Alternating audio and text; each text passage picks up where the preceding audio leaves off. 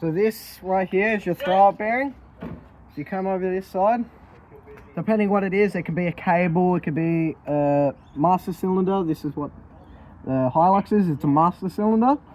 This will push on this, which moves that, and that goes onto your pressure plate, which pushes onto the, actually, it comes apart from the clutch disc, which stops the drive from the motor spinning into the gearbox. So that's how you change gears.